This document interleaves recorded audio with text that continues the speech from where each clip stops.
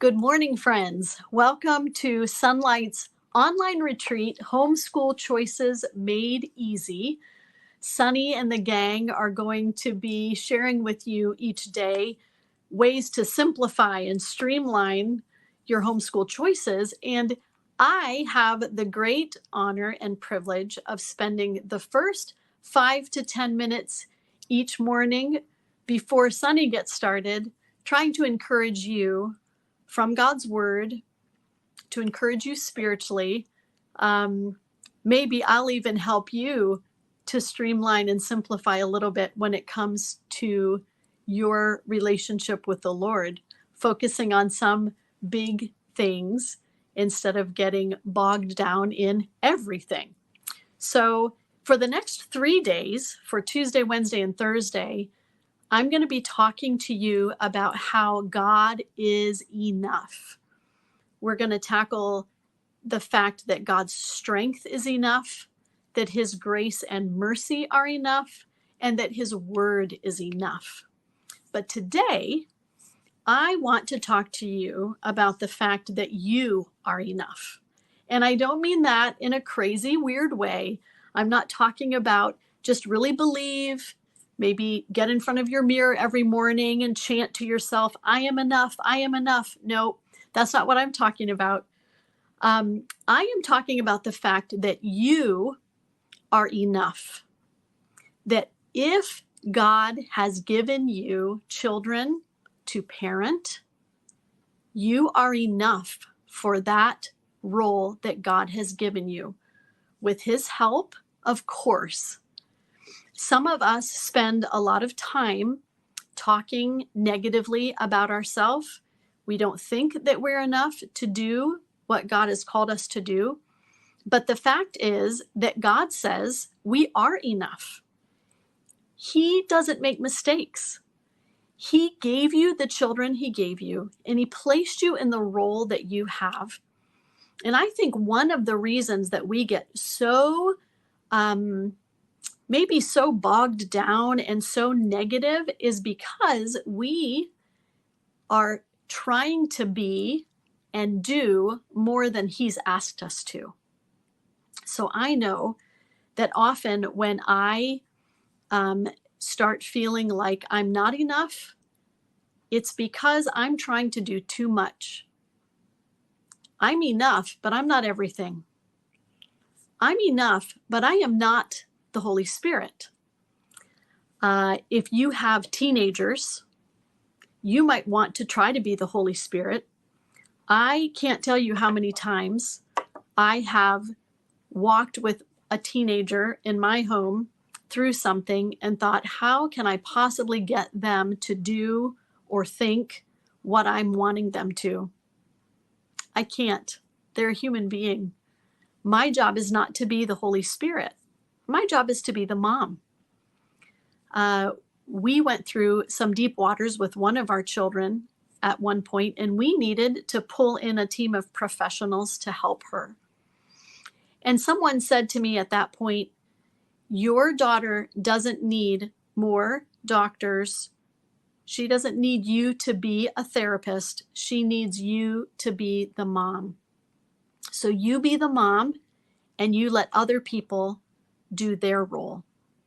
So how about you today, ladies? How about you this morning? Are you trying to take on more than God's asked you to take on? If you have a home and children to care for, Titus 2 is pretty clear that as a young woman, with children, your major focus, your major priority should be to care and love your children and to manage your home.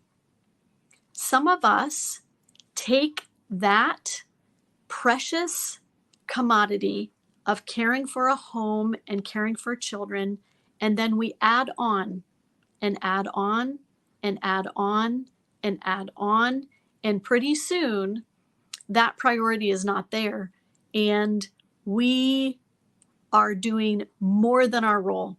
We are not enough to do everything, but we are enough if God has given us family, children to care for, He will give us the strength we need to do that job. Do you believe Him? Do you trust Him? Are you willing to accept that role at this moment? For this season, for this stage, there will come a time when children are older and children are grown, and maybe there are different opportunities for you to explore. God will bring opportunities and people into your life. But for right now, are you accepting your role? Are you accepting your season? Are you believing you're enough for this moment and this time in your home? So streamline and simplify. Accept the role God's given you. Accept the season that you're in right now. Keep your priorities and your focus right where it needs to be for this moment and for this time. You are enough. Believe that. Believe that God will give you all the strength that you need to do the role He's asked you to do. Why don't you pray with me, please, as we get this week started? And I'm really looking forward to seeing you for the next 3 days. Let's pray. God, thank you so much for these women who've joined us for this retreat. And God, I pray that as they attend the sessions, that you would show them really practical things that Sunny and the other mentors will share about how they can just better do the job that you're calling them to do as homeschool moms. And then, God, for this morning, will you really impress upon them that they are enough for what you've called them to do? It is hard for me, and I bet it's hard for them sometimes, to accept the role that I have right now, accept the season that I have right now. Sometimes I want to do many things, and sometimes it's very easy to not prioritize my family the way I should. So thank you for your clear instruction that this time, as a young mom with children, you don't leave us in doubt as to what our priority should be. So help us. Thank you for your kindness to tell us. And thank you that you give us all we need for life and for godliness. In your name I pray. Amen. Enjoy the rest of the retreat today. We'll see you tomorrow morning.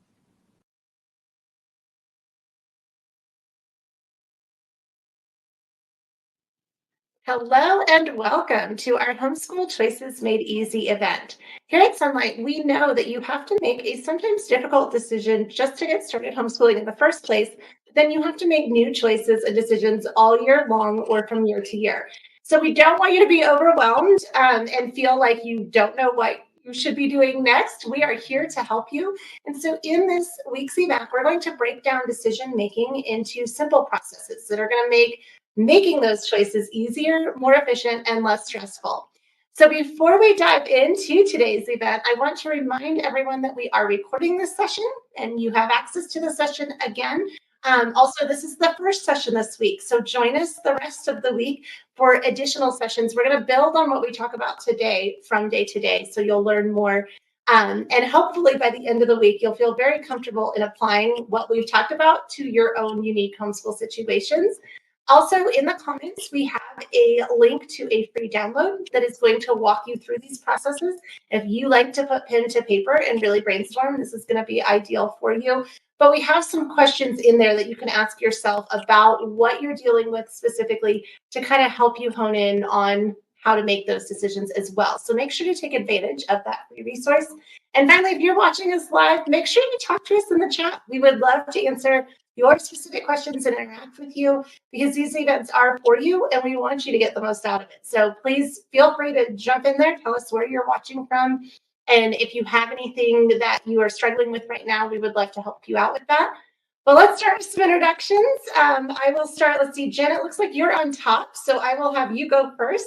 Jen, do you want to tell everyone a little bit more about yourself? I'm Jen. I'm one of the mentors on the Sonlight app. I homeschooled my 4 children all the way through, some of them. And so I love Sonlight and I love helping other people figure out how to love it in their homes.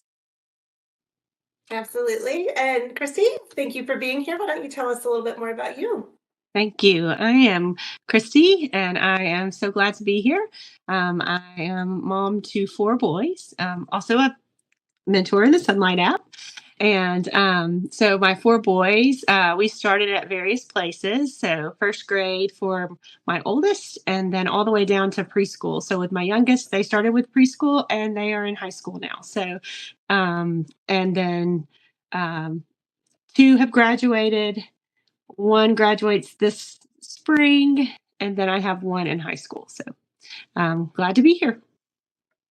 Well, thank you both for being here. I am Sunny, Sunlight's community and social media manager, and I am also a Sunlight mom to 2. My kids are almost 11 and 16 now, and I have homeschooled them from the beginning with Sunlight because I love to read. I thought we would be doing it for only a year or 2, but it was going so well.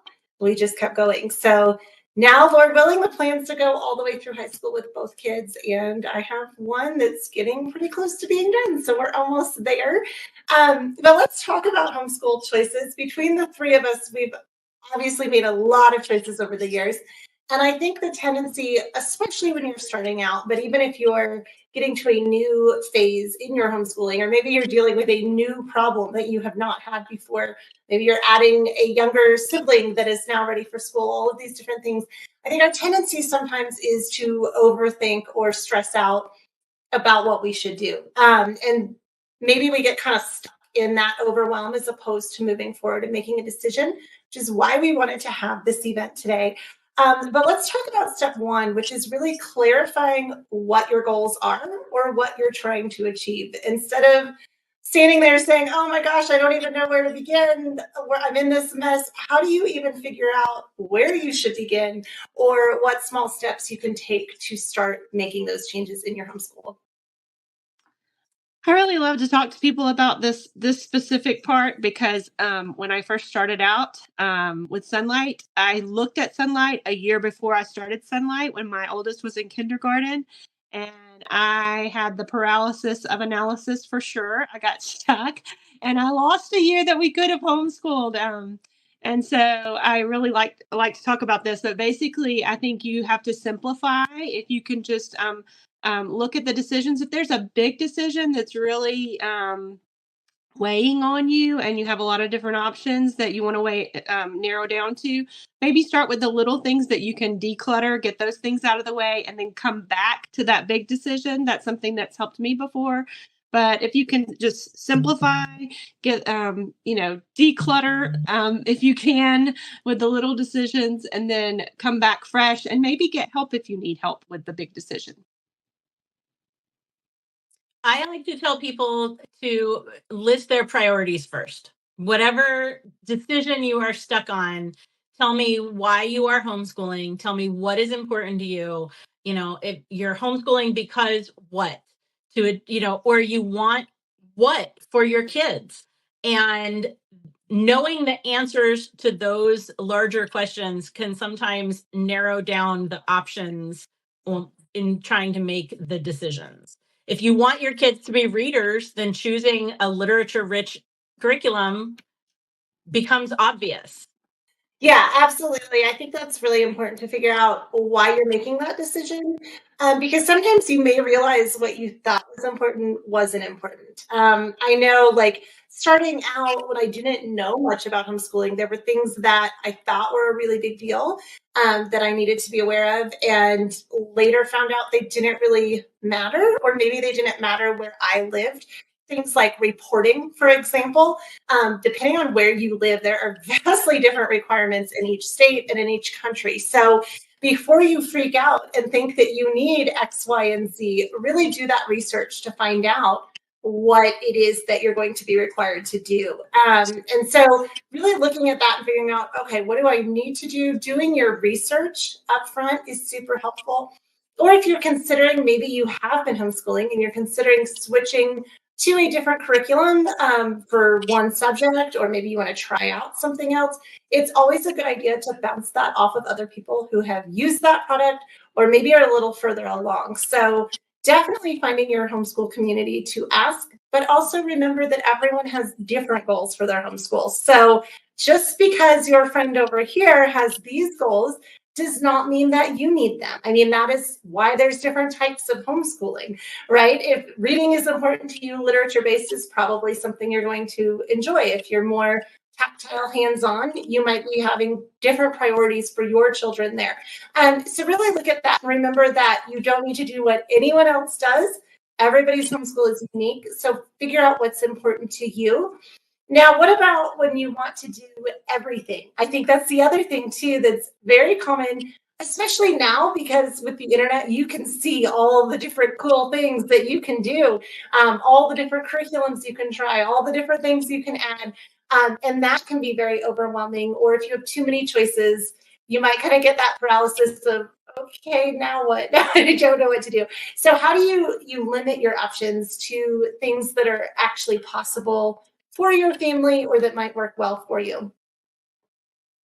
I think you have to balance the, oh, that would be so fun against the time you actually have and the situation you are actually in. So like one of the things that we thought, oh, would be so cool involved being outside a lot. But at the time we lived somewhere where winter was like 8 months long.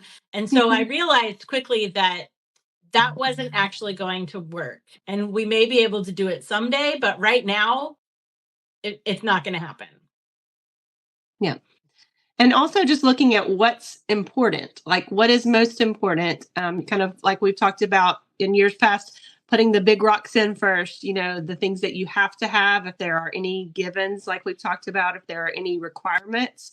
And that may be different for each child, depending on their ages. If you have a high schooler, then that might look different. Their requirements may look different.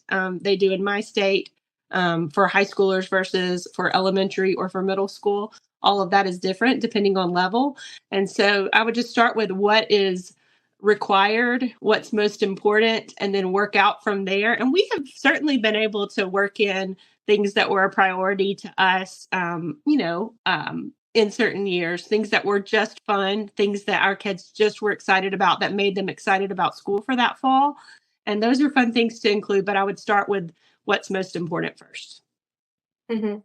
And I think you brought up a good point there, Christy, that there might be value in something that isn't strictly academic. If it's something that is fun for your child, that's going to motivate them because, oh, if I get to do this thing along with this thing I don't like as well that I have to do, right? It's going to make school more enjoyable for them. They're probably going to be more motivated. Jen, I love what you said about being outside too. If you've got active kids, being outside is awesome. But when it's cold and you have to bundle up and get everybody out the door, that might end up creating more stress for you. So I think kind of weighing things out that way too, of like, okay, I really want to do these things. Kind of what are the pros and cons of doing them, right? Like if I start doing this, I know I am the classic overcommitment. Once I start one thing, I don't want to ever let it go, even though I've now started this thing and then I've started this thing and I just add. And I realized that that is impossible for me to sustain very long. And I end up feeling very stressed and then I don't like any of it. And so it is better to weigh out, okay, what do you want to do? And then also look at it as, okay, if I take on this new thing, I may have to give up something else. So is there something else that we're doing that I don't like as well? Or can I try it? Again, remember, nothing is 100%. You have to do it the rest of your life. I remember a friend of mine said that one time about, oh, do you like doing XYZ? And I was like, yeah, it seems fun. I don't know. I guess I'll have to see down the line. And she's like, I guess if it stops being fun, you can always quit. And it was like a light bulb went off because I had literally never thought I can just quit that if I don't like it. My personality is very much the the driven, I've got to keep doing everything forever. I can't quit anything. And when she said that, it was like a bell went off, like, oh, I don't have to keep doing everything just because I feel I should, right? I think oftentimes we put pressure on ourselves that doesn't need to be there. So remember, you could try something temporarily. If you're worried about, oh, how's that going to be 5 years from now? Don't even worry about 5 years from now. Try it out, see if you like it. You may realize, oh, that's great. And you are doing it 5 years from now. Like homeschooling for me was definitely that way, where I tried it temporarily, I thought, and loved it. That there's been other things that we've done, sports for the kids that they thought they were going to love it. And after one season, it was done. They hated it. We didn't like driving around to all the practices, whatever it might be. So don't feel like you're stuck forever with whatever decision you make. But let's bring that in more now to homeschooling. We've talked a little bit about like curriculum choices. I know oftentimes people are, especially if they're starting out or they have younger kids, they're debating, oh, what levels do I do? How would you help them? Obviously, Sonlight has assessments online. Like there are ways to look at, the numbers and the skills they have, but what are some ways for you to really gauge as their parent or their homeschool teacher what would be most appropriate for them? One of the things that I always start with is starting easy. Like if the math assessment says you need to start at level 2, then when people start at level 2, they say, oh my gosh, this is too easy. Like, hold on, give it a minute. You're gonna get to where it's not that easy anymore. And in the meantime, it's easy. Like, it's okay if every day is not the hardest thing we could possibly do, because that would be very frustrating. Yeah, that's true. Yes. So sometimes you just look at the result, that if you do an evaluation and it comes out with level 2 and your child is going into level 2, then the answer might just be level 2. And that might be the easy answer. I think sometimes whenever I start at the beginning of a year, I get overwhelmed by the choices. And then I look at it and I'm like, okay, we finished C last year. Maybe I should look at D for this year. And so it doesn't have to be, just look at the next thing, look at where you were before in math. And sometimes the answer is easy like that. I also think one of the most freeing things I heard from a mentor mom at one point, for me, was when she told me that you don't have to do everything in 1 year. You don't have to accomplish all of the things. So just try not to look too far in the future. Just look at where you are. Look at where you are right now. And maybe you have your heart set on, at some point, I would really like to try X, and you've heard something about X, and then it's just like burning in your heart and you want to do it, and you just realize you cannot fit it in this year. It just doesn't work. That doesn't mean it's forever. Just, maybe next semester, after you get your feet on the ground with, some other things that you're working on that year, or maybe it'll be the following year. Put it in your calendar, for the next time you're making the decision. If you just can't fit it in, it's okay to just put it aside and say, I'm going to get back to you. I really like this idea, but I can't do it right now. It's okay to set it aside. And sometimes that is the most beneficial thing. I get a lot of questions about, what age or what grade should we start doing XYZ? And it's so fun as a homeschool parent to look forward to things and be so excited about what we get to do next. But a lot of times waiting until that child is a little bit older makes the whole thing easier and more fun. And so sometimes waiting just a little bit and not kind of jumping the gun turns out to be a much happier answer for everybody in the end. Absolutely. Yeah. And don't compare your kids either. I think sometimes we can say like, oh, I'm not looking at other homeschool families. But your tendency still to say is, oh, child 1 did this, so child 2 is of course going to do that. Child 3 will do that. And you assume that they're going to have the same interests, they're going to learn the same way. And it's very humbling when you discover, oh, what was working for child 1 does not work for child number 2. And then at that point, you're forced to make new decisions. I love what you said, Christy. What did I do this year? Let's just do the next thing. I think sometimes we panic. We start saying like, oh, this child's being kind of slow to read. Maybe they need all these extra things. It could very well be that they're just not ready quite yet. And 6 months from now, they will take off just fine. They just needed a little time to catch up. One that I see a lot, pencil grip. People are always worried about, oh, my child does not hold their pencil the right way. And that is because their hands are still developing. The bones in their fingers are not like adult bones. They're still very full of cartilage and soft. And so holding a pencil is not going to be easy for them when they're really young. They will get it. I know I've seen it in reference to like potty training too. Like your child's not going to go to college, not potty trained. Like some kids just do it at a different age. It's very similar when it comes to the academic skills. And I don't think those of us that grew up in school in a classroom really realize that. I mean, because you're kind of always taught to the middle of the class, but everybody is learning different things at different levels. And so letting your children move at the pace that they need to is just fine. If that means slowing it down, if that means speeding it up. Jen brought up if they're doing something and it feels really easy, well, let them do some extra lessons. My kids actually love when I say, sure, if you want to work ahead, you just get done with the year sooner.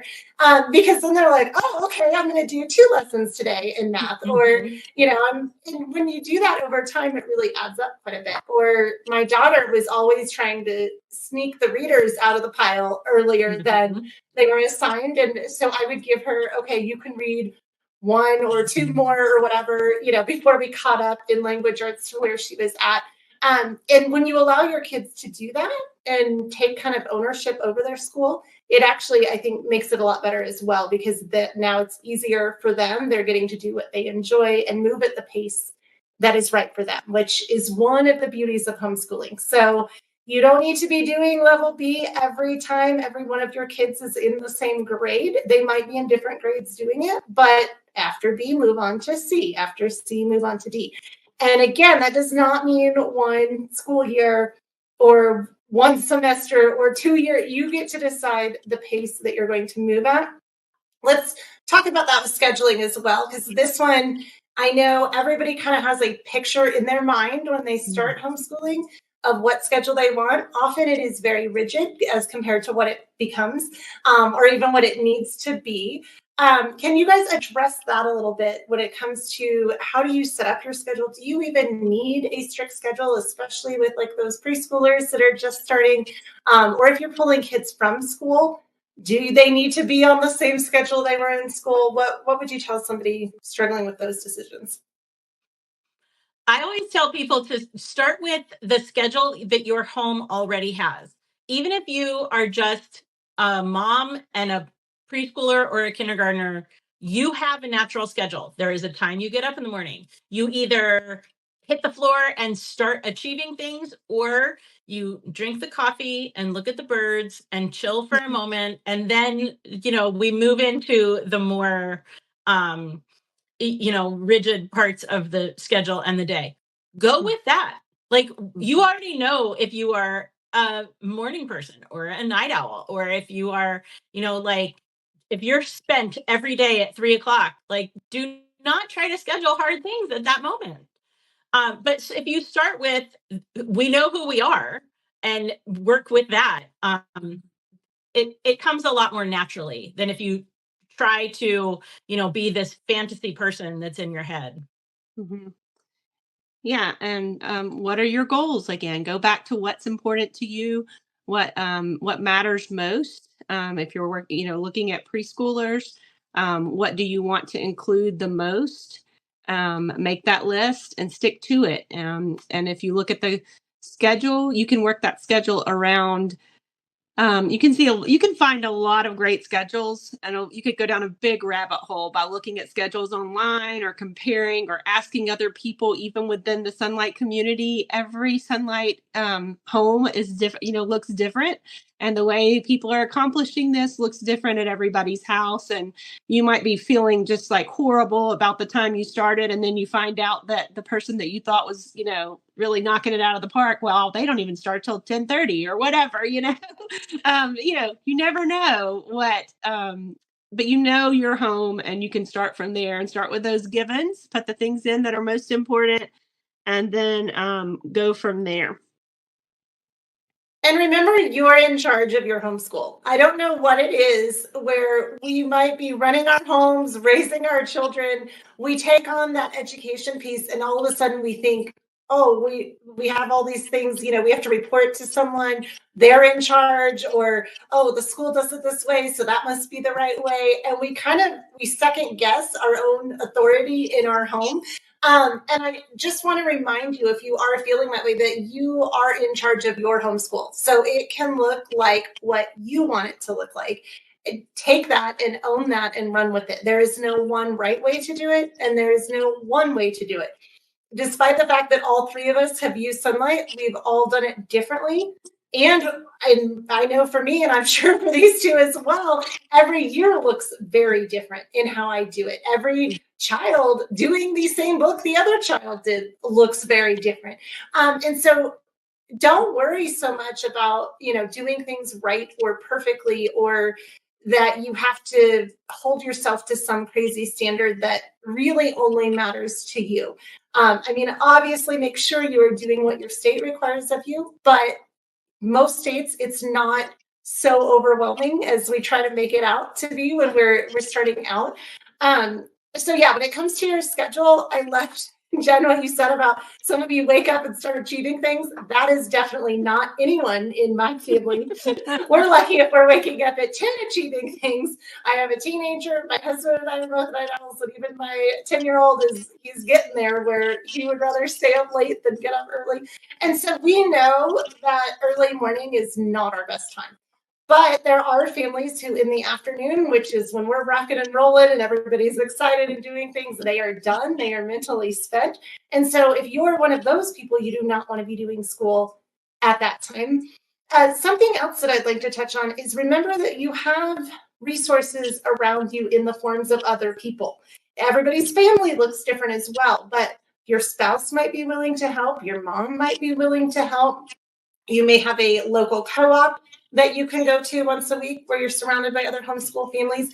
So don't feel like you're doing it all on your own. Figure out what's important to you in your homeschool and go with that, but then let other people help you achieve those things. I know my husband has gotten very good about knowing he can't read my mind. He doesn't know what I'm going to need, but he'll say, what do you need me to do to help you right now? And that might mean run to the store and get groceries, or that might mean take this kid outside and do a science experiment. And so be sure to rely on those resources. It doesn't all have to be you on your own. What general advice though would you give to somebody who maybe is so overwhelmed they just don't even know where to start? What would you tell them, if they're trying to get out of that situation? What is maybe the first or second decision they should make to kind of calm that down and get to a point where they can really hone in on what their biggest priorities are? I find that writing it down helps. If you are just stuck, then just get the words out, whether it's talking to somebody or typing it out or writing it down.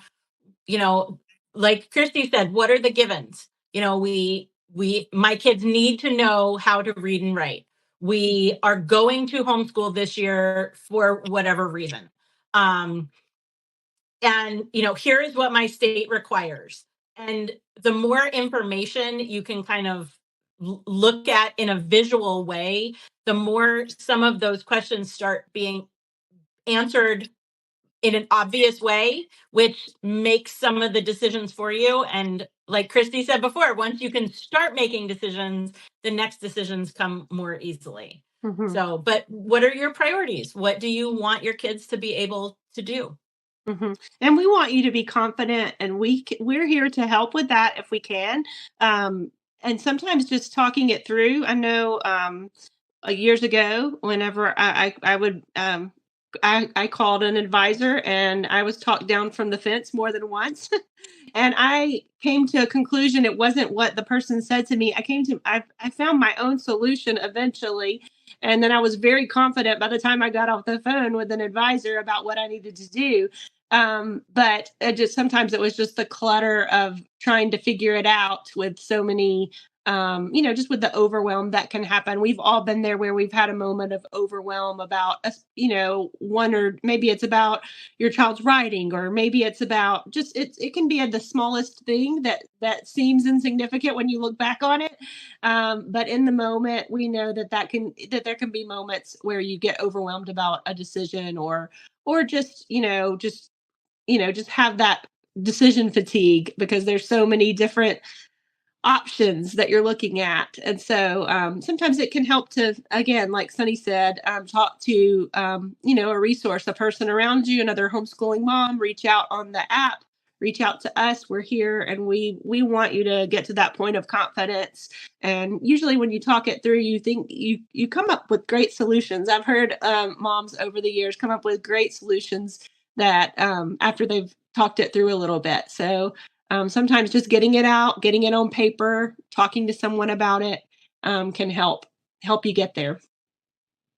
And I think looking at it from the outside is helpful too. We've mentioned like talking to a friend. Well, pretend your friend is having the issue you're having. What would you tell them? Sometimes just getting out, looking at it from that other perspective will help. But that's why we've created that PDF download so that you can really write things out, brainstorm them, revisit them later and see like, oh, last year I was all worried about this, and look, it worked out.